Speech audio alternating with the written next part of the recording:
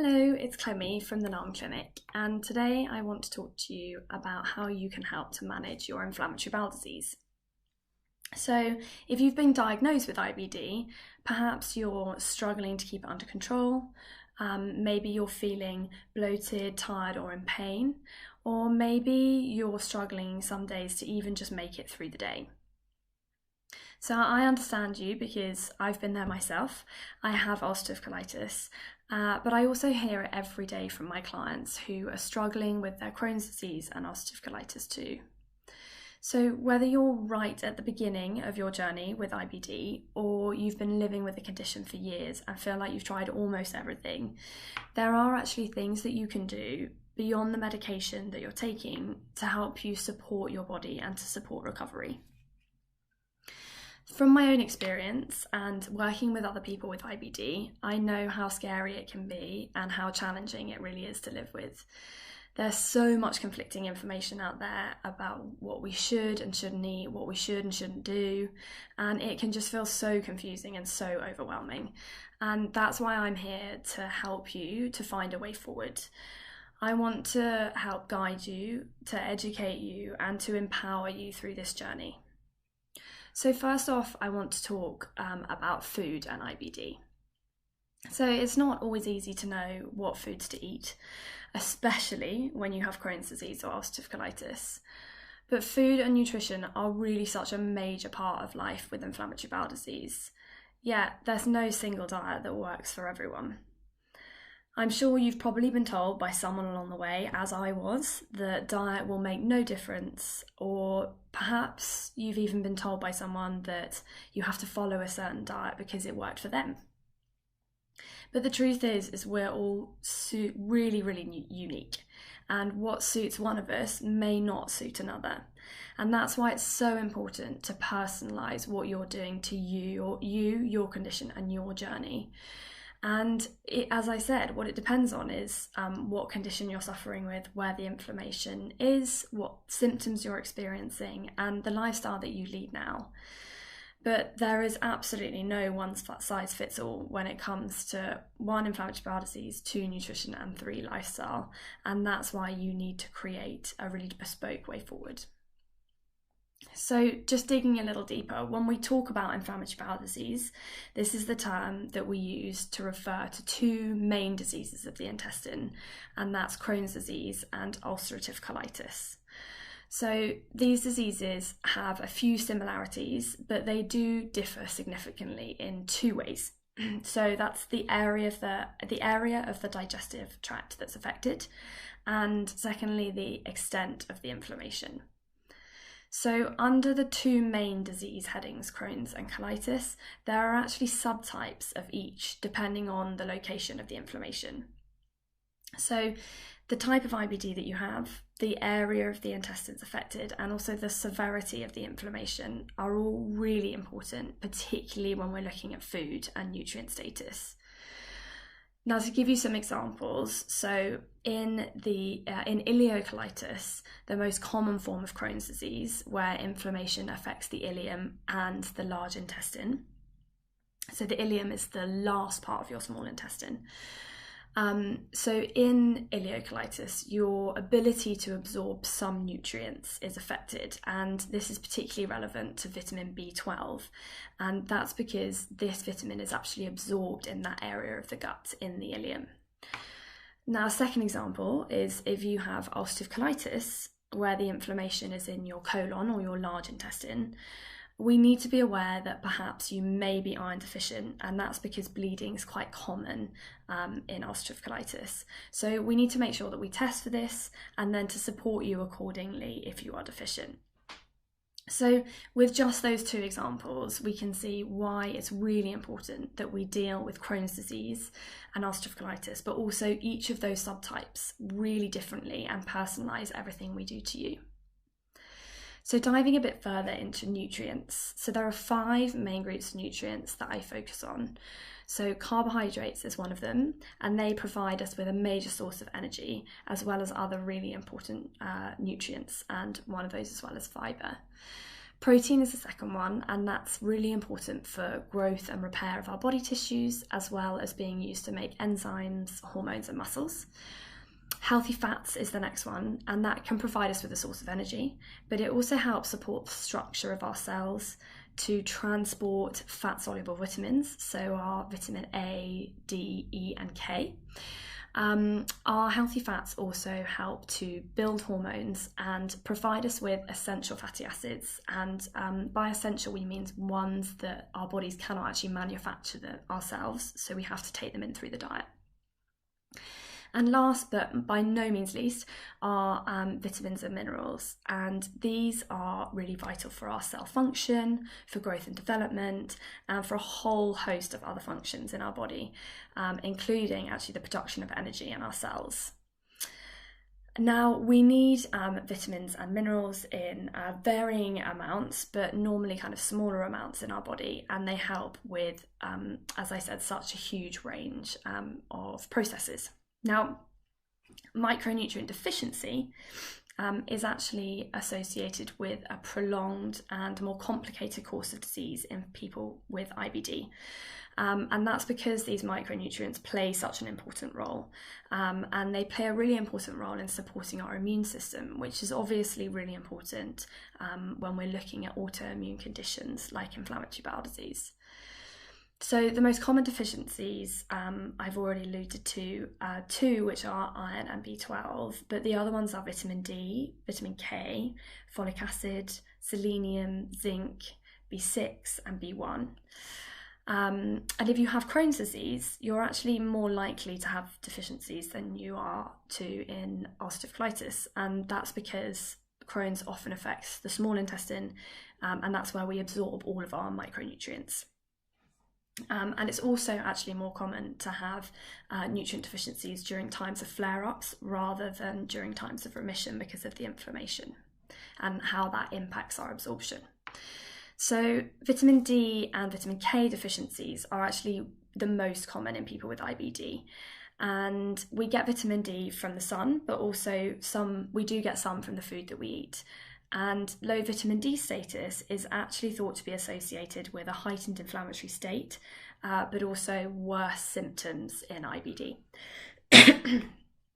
So when we're looking at what causes IBD, we're actually not sure, but there's a considerable amount of research and evidence to suggest that it's interactions between a few different things. So one is environmental factors, the other is intestinal bacteria, the other is immune dysregulation, and the final one is a genetic predisposition. And we think that all of those things work together and have some kind of responsibility. So although we can't change genetics, we actually can have an influence over all the other factors that I've just mentioned, and we can support those. And if we don't support them, then they may prevent you from living your life to the full with IBD.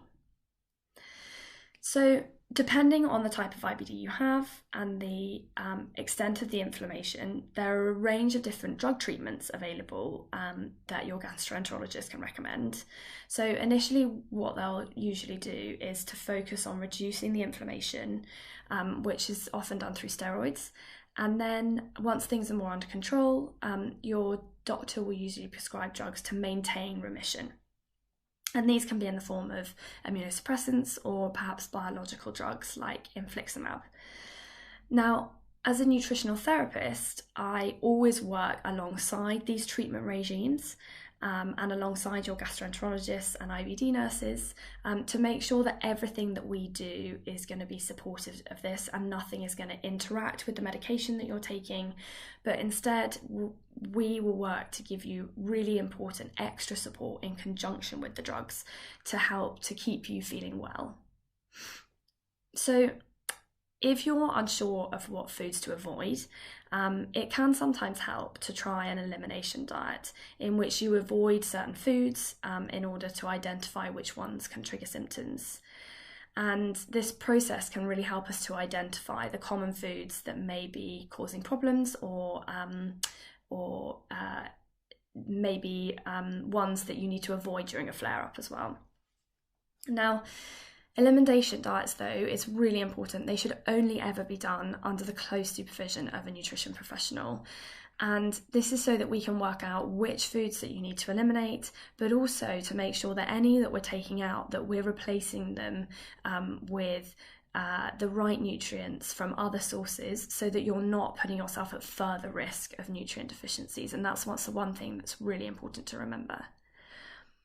So some foods may trigger cramping, bloating and diarrhea in some people, whereas some foods and certain foods may be easier to digest and can actually provide you with the right amount of nutrients, vitamins and minerals without making symptoms worse. And what I want to do, and my job, is to help show you that what these kind of foods are, but also to show you that what you eat and the way you live can have such a massive impact on your IBD.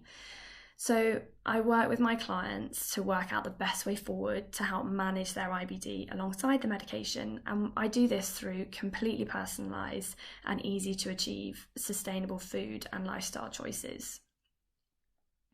So I want to have a little look here into how we look at our health, but also how we can support it more. So I find it really useful to look at our health like a bank account. And this is something that I talk through with clients quite a lot. So let's call the food we eat, movement, sleep and relaxation our money. And our goal is to increase our money and to avoid spending more than we earn. Now, the money we earn is like the nutritious food that we eat, moving our bodies, the things that we do to help manage our stress, and also sleep and relaxation. And poor quality food lacking in nutrients, poor sleep, high stress, and no movement or relaxation drains our bank account. Now, the goal, as I said, is not to spend more than we earn, and perhaps even to save money when we need it in the future. So we're really careful with our money, and we know the serious consequences we face if we don't look after it, like losing our home or not being able to afford to live. So why aren't we as careful with our health? And what I want you to do is to treat your food, your rest, your sleep in exactly the same way as you would your money, because your health is the most important thing in your life. If you don't have your health, you don't have anything. And using this analogy can actually really help us to understand the importance of the factors within our control, outside of the medication and the medical treatment that we're getting for IBD, which can help just to support and to manage the condition. So it's my job, as I said, to help you set up but also adopt effective lifestyle and nutrition habits, which can help address those specific deficiencies if there are any. And also to work out what's going to work for you. So like food tolerance that I've talked about is a very individual experience, and perhaps we might go through some dietary guidelines or suggestions, but I do that rather than apply the same strict, simple rules or specific diets to everyone. As I said, we're all completely unique, so we need to work out what works for you. So we might try introducing or removing foods for a period of time and watch for good or bad results. And we call this process DAT, so diet as tolerated. And by using this process, we can work together so that you can become an expert in your own diet and your own food tolerance. Now, a pointer to start with really is that actually it can be really good to keep a food diary, and that can help you to identify particular food sensitivities or triggers. Now, this is really easy to do. Just use a small notebook or perhaps notes in your phone or an app, just to keep track of your meals. So list specific ingredients, portions, time of the day that you're eating, but also the conditions under which you're eating the meal or snack. So is that on the go? Is that at home? Is it in a restaurant? Is it in front of the telly? But also as well in that it's more a kind of food and symptom diary. So also keep track of any bowel symptoms or any other symptoms that you might experience. And I also ask my female clients to note where they are in their menstrual cycle to see if this might be having an impact too. And then by looking at all of those things, we can track any patterns that are occurring and then work to tackle those changes together. And ultimately, what we want to do is get you to a place where you're eating the widest range of foods possible, and to get you to a place where you're really enjoying food again, rather than seeing it as something that might cause problems or something that might worsen your symptoms. And working together over time, this helps us to manage our IBD, and it means that we can have more control, and you can leave the house without worrying about where the nearest loo is, and it will hopefully allow you to live your life to the full and feel some kind of normality again. So the way I work and this focusing on food and on lifestyle, it's not about short-term diets or quick fixes at all, and I hope that I've enabled you to understand that through this, because short-term diets and quick fixes, they often don't work. They're often unsustainable and lack in vital nutrients, and if they do make an impact, it usually quickly disappears when you go back to your normal eating patterns. Now, the way that I work, it's not about deprivation, because we need to make sure that we're eating more of the right foods to help support us, and also to provide our bodies with the nutrients that it needs, which can often be a problem in IBD. So working together will bring back some balance in your life by focusing on all the different pieces of the puzzle that I've talked about, so movement, food, sleep, relaxation. So we'll not only look at food and drink, but we look at all of those. So if you'd like to speak to me more, or if you have any questions, then perhaps comment on here, or do get in touch. And thank you for listening.